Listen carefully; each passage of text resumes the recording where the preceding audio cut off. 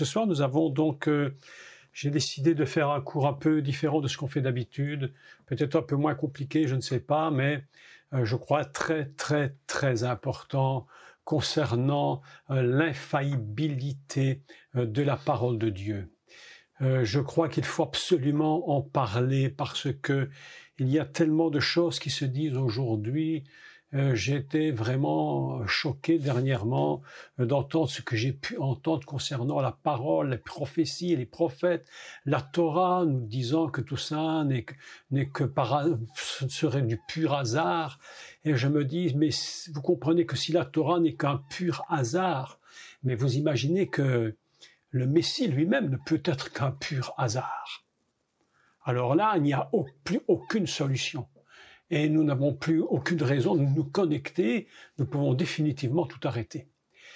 Donc, avant de commencer le cours de ce soir que je crois peut-être un peu plus simple, mais en même temps peut-être le plus important de tous les importants qui existent, c'est de parler et de lire un texte dans la lettre de Paul lorsqu'il écrit à Timothée.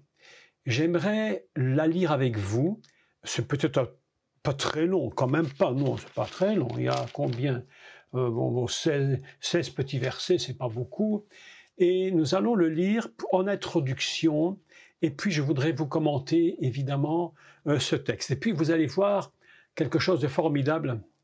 Je me suis vraiment posé des questions par rapport à l'infaillibilité et à la puissance de la parole de Dieu.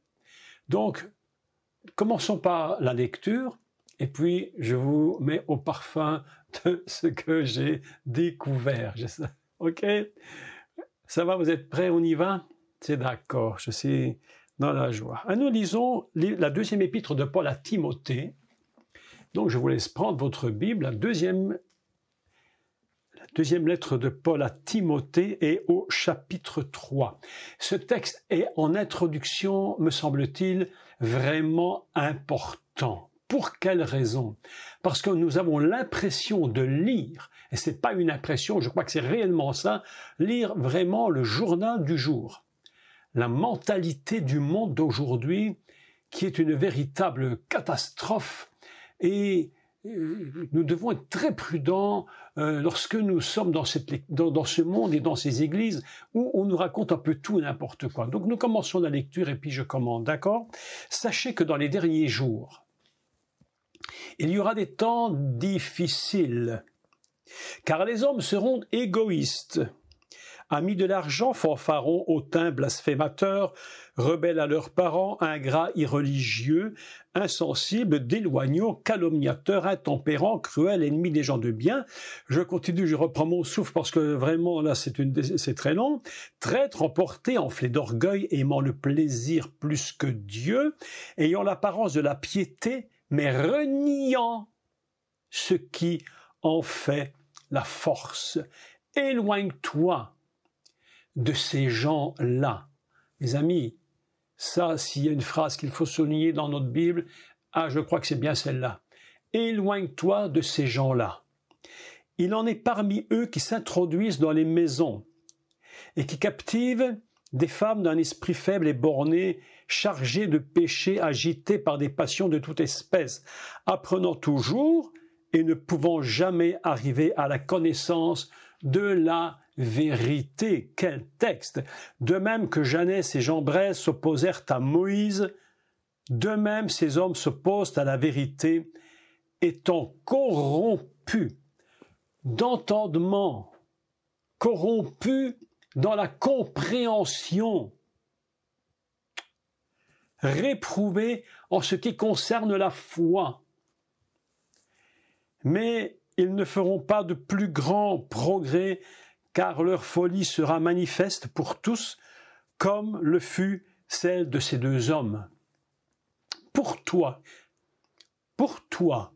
tu as suivi de près mon enseignement, ma conduite, mes résolutions, ma foi, ma douceur, ma charité, ma constance, mes persécutions et mes souffrances. À quelles souffrances n'ai-je pas été exposé à Antioche et à Icône, à Lystre? Quelles persécutions n'ai-je pas supportées, mais le Seigneur m'a délivré de toutes. Or, écoutez maintenant, très important, ceux qui veulent vivre pieusement dans le Mashiach Yeshua seront persécutés. Mais les hommes méchants et imposteurs avanceront toujours plus dans le mal, égarant les autres et égarés eux-mêmes. Toi, demeure dans les choses que tu as apprises, écoutez la suite, et reconnues certaines, sachant de qui tu les as apprises. Ça, il faut souligner ce texte. Est très important.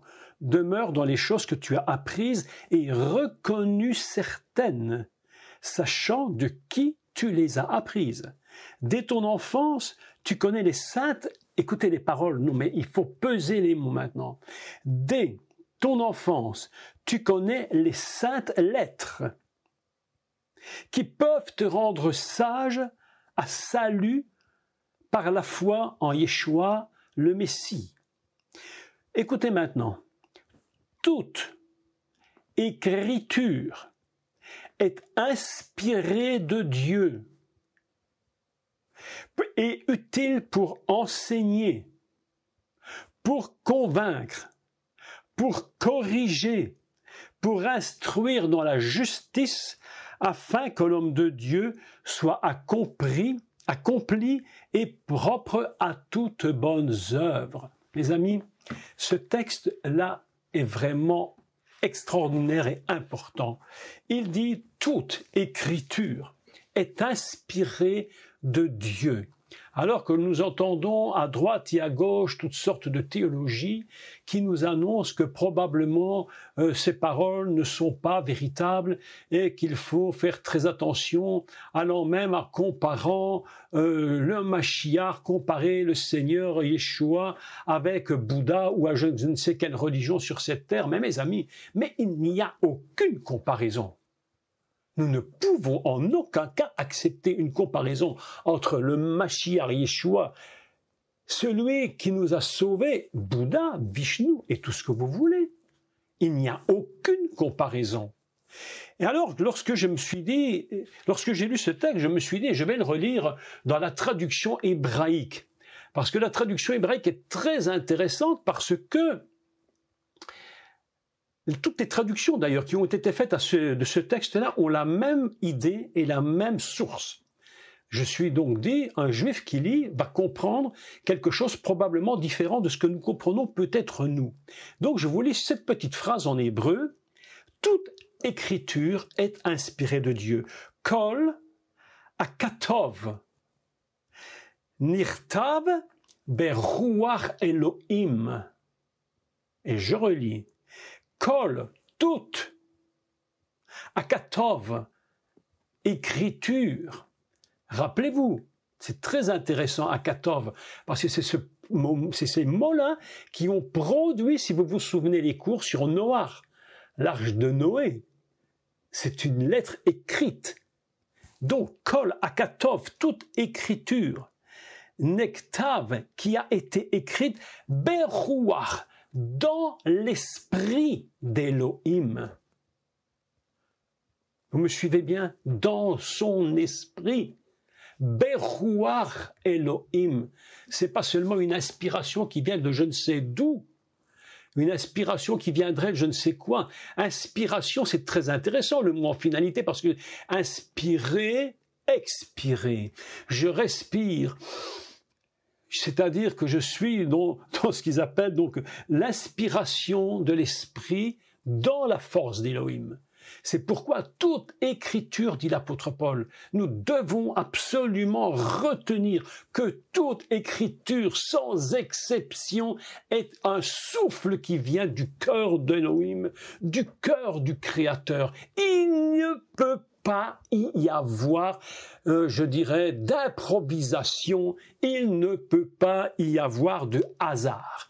La parole de Dieu ne peut pas être donnée avec du hasard. Ce qui est écrit, c'est ce que Dieu dit. Et si nous ne pouvons pas, évidemment, ou plutôt je vais le dire autrement, si toute personne qui enseigne autre chose, en nous disant, oui, mais vous comprenez, Dieu, quelqu'un me dit, Dieu a inspiré les gens, mais ils ont écrit comme ils ont voulu. Voilà. À la limite, on me dit, même Moïse n'a rien à voir dans cette histoire, ou pas grand-chose, parce que c'est probablement un prophète quelques siècles plus tard qui a écrit la Torah. Mais, mes amis, je voudrais vous lire un autre texte. Très court, celui-là. Très court. Dans l'évangile de Jean, au chapitre 5, au verset 46. Et c'est Yeshua qui parle. C'est lui qui parle. Il va résister à des religieux qui ne comprennent pas grand-chose. Et ils ne comprennent certainement pas ce qu'ils sont en train d'étudier, c'est-à-dire la Torah. Et Yeshua leur parle, il leur dit ceci. Si vous croyez en Moïse, si vous croyez en lui, vous croiriez aussi en moi. Parce qu'il a écrit de moi. C'est Moïse, Jésus lui-même, le Mashiach, reconnaît lui-même que c'est Moshe qui a écrit. Et quand il parle, il a écrit de moi. Il ne parle que de la Torah. J'espère que vous êtes conscients et d'accord avec moi. Moïse ne s'est pas amusé à écrire autre chose. Vous avez imaginé ce que c'était déjà comme écriture. Et il dit, mais si vous ne croyez pas dans ces écrits, dans ce que Moïse a écrit, comment pourriez-vous croire dans mes paroles? Mes amis, ce texte-là, cette parole de Yeshua est très importante. C'est-à-dire qu'on dit croire dans le Mashiach, mais d'un autre côté, on dit que la Torah est probablement du hasard et que c'était écrit un peu comme ça vient, comme l'idée vient. Mes amis, Yeshua lui-même reconnaît, lui-même dans sa propre personne, que cette Torah, elle est écrite par Moïse. Et on vient me dire, on vient me mettre à mes oreilles, mais tu sais probablement que, il faut que tu comprennes, on m'a dit, il faut bien comprendre que peut-être que même Élie n'a pas existé.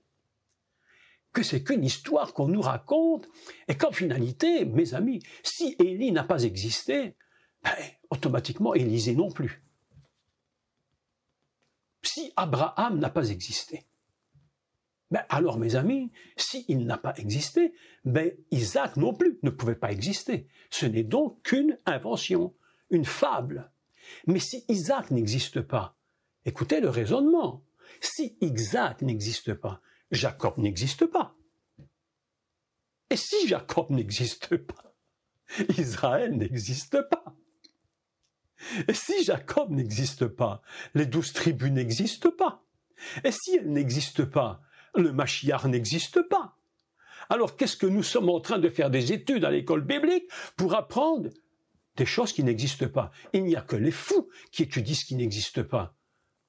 Seuls les gens intelligents essaient de comprendre au minimum quelque chose qui existe.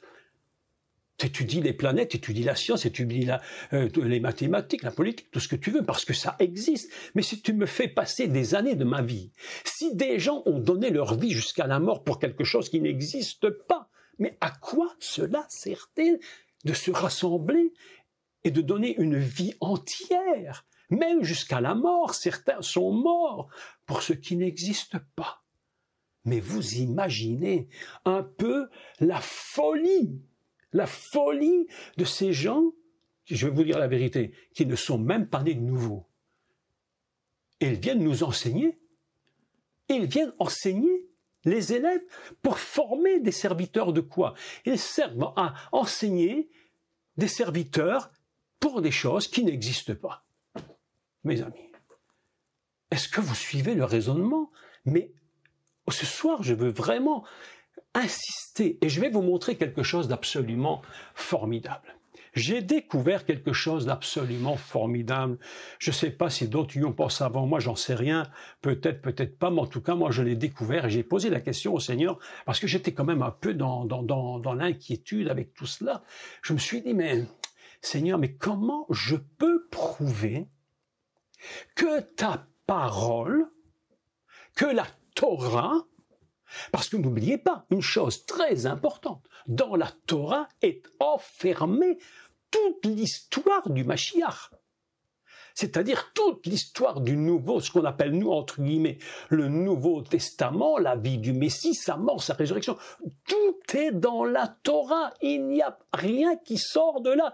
Tout ce qui serait sorti de la Torah ou qui serait rajouté ou retiré n'a plus aucun sens pour nous, mais plus aucun sens.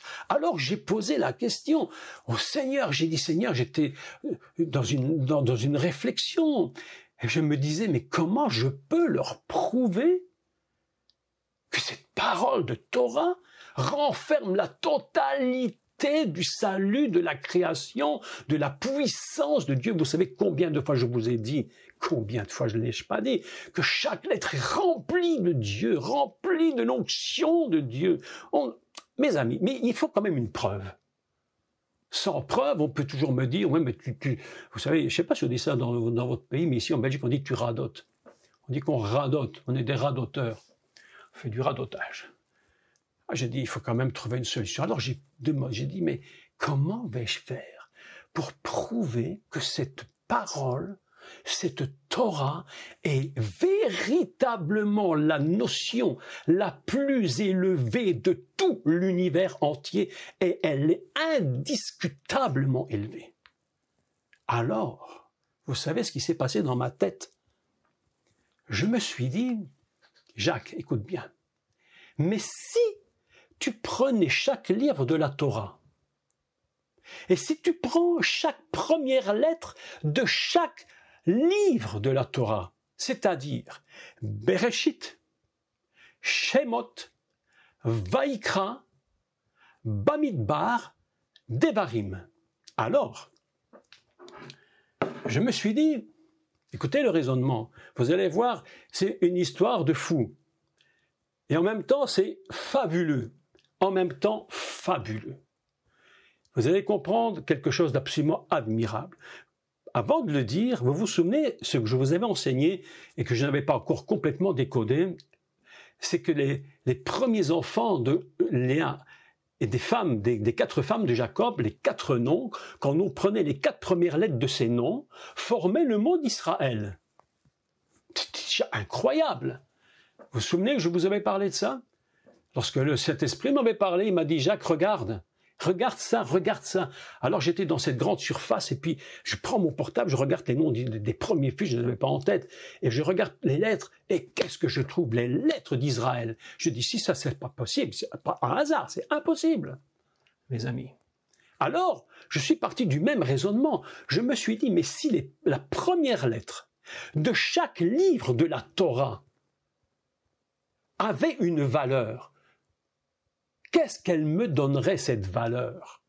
Quelle serait la puissance qui se dégagerait de ces 5 premières lettres mises ensemble, additionnées?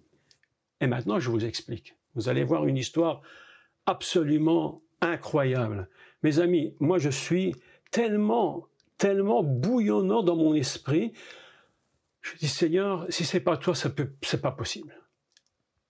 Bereshit 2. Shemot, Shin, 300. Vaikra, 6. Bamidbar, Bet, 2. Dalet, 4. Total, 314. Et qu'est-ce que c'est 314? Est-ce que vous vous souvenez du 314? C'est le code des codes. C'est Ézéchiel chapitre 10.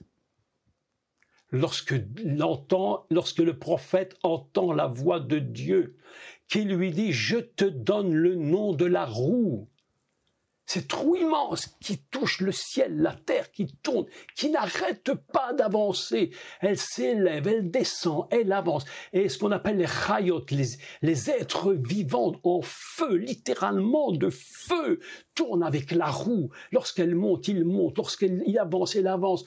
C'est une vision absolument gigantesque de la puissance et de la gloire d'Adonai, éternelle et dans la gloire, puissante. Et quel est le nom de la roue?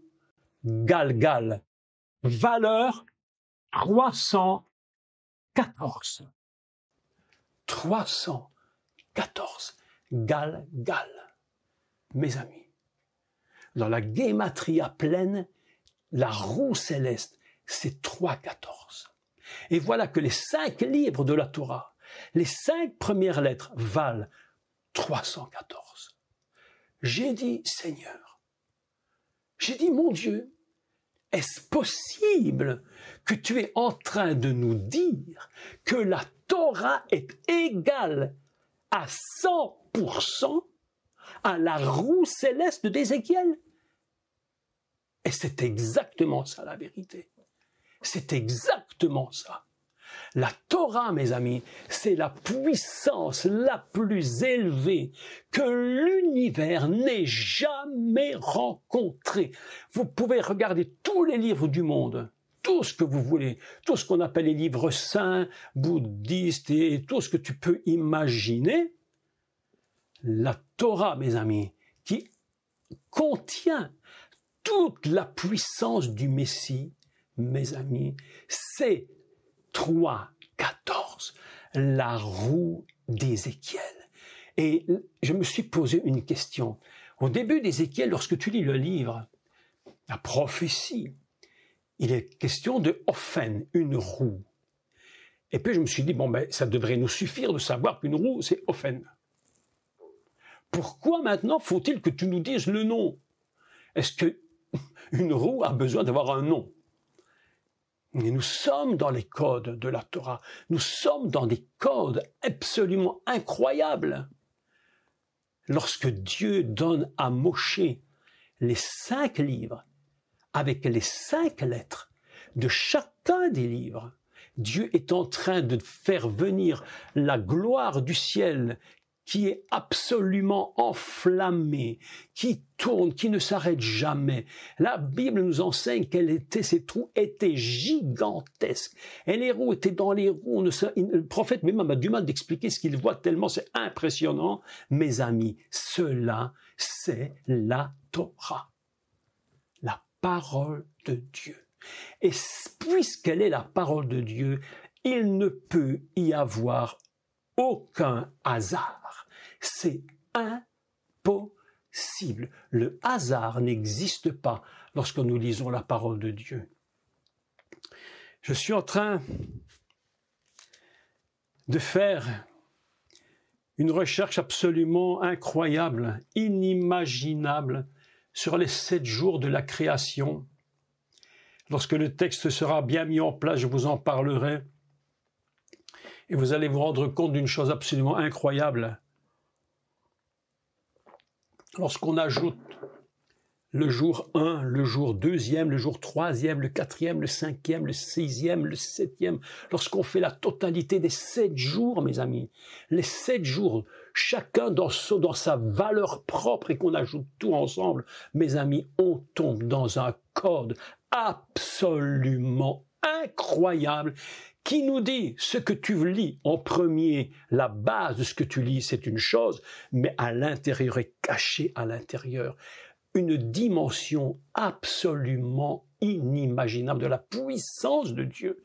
Et je me dis ceci, j'ai dit Seigneur, si ta parole n'est qu'un hasard, eh bien c'est un fameux hasard. Et il faudra bientôt ressusciter Lazare, afin qu'on comprenne de quoi il s'agit. Parce que là, ça devient véritablement important. Je crois que beaucoup d'écoles, pas toutes évidemment, mais beaucoup d'écoles feraient mieux de connaître qui est le Seigneur avant de pouvoir enseigner. de comprendre qui est le Mashiach, qui est Elohim, quelle est la puissance de Dieu et sa puissance dans sa parole. Je l'ai dit souvent, je le redirai 1 million de fois, mais il n'y a rien comme la Torah. Il n'y a rien qui puisse contenir à l'intérieur toute la puissance du salut de l'humanité par le Mashiach. Yeshua a dit, Moïse a écrit de moi. Il a écrit de moi. Mais si il a écrit de toi, c'est-à-dire que toi, le Mashiach, tu es dans la Torah, tu es la Torah. Tu ne peux pas éviter de l'être. C'est impossible. Tu es la Torah. Tu peux prendre la Torah, la serrer sur ton corps, tu prends la Bible, tu la serres sur ton cœur, tu dis, cette Torah, elle a quelque chose d'absolument incroyable. C'est une parole qui ne cesse d'avancer. Elle est à la fois dans le temps, elle est à la fois, vous savez, l'hébreu est une chose très particulière, très très particulière. L'hébreu, c'est l'inaccompli et l'accompli. Et parfois, on n'arrive plus à trop saisir. Est-ce que c'est accompli dans l'inaccompli? C'est très compliqué. Et c'est pourquoi il y a une forme verbale qui la met hors du temps. Et cette Torah de feu, c'est une Torah de feu. Les êtres qui accompagnent la roue sont des êtres de feu. Ils l'accompagnent. Mes amis, je vais te dire une vérité. Écoute-moi bien. Écoute bien ce que je vais te dire. Et prends bien note. Et rappelle-toi, à chaque fois que tu prends ta Bible, que tu étudies la parole de Dieu, que tu te tiens dans la parole de Dieu, tu es dans une Torah de feu. Elle doit t'embraser. Elle doit te faire brûler ton cœur. Si la parole de Dieu ne te fait aucun effet, c'est qu'il y a quelque chose que tu n'as pas compris. Mais la parole de Dieu n'est pas le hasard. La parole de Dieu, c'est le Mashiach en personne. Et la Torah nous dit une chose absolument fabuleuse.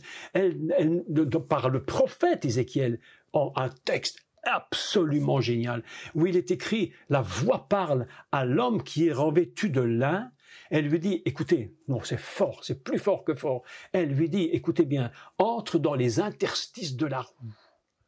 Oh, c'est quoi cette histoire? Ça veut dire que la roue se laisse pénétrer. Elle nous laisse rentrer à l'intérieur. Et à l'intérieur, il prend des charbons de feu, mes amis. C'est ça la Torah. Et on me dit que c'est du hasard. Je m'oppose. Je dis non. Lorsque j'ai dit, Seigneur, il faut que tu m'expliques. Il faut que tu me dises. Mais qu'est-ce que c'est que cette Torah? Et quelque chose dans mon esprit m'a parlé et me dit, regarde les 5 premières lettres de chaque livre. Oh, j'ai dit, Seigneur, j'ai dit, ça y a que toi pour dire une chose comme ça. C'est impossible autrement. Il n'y a que le Seigneur qui peut nous révéler que la parole de Dieu est une puissance. Et c'est pourquoi l'apôtre Paul dit à Timothée, il dit que cette parole-là, elle est absolument infaillible. Un texte absolument extraordinaire.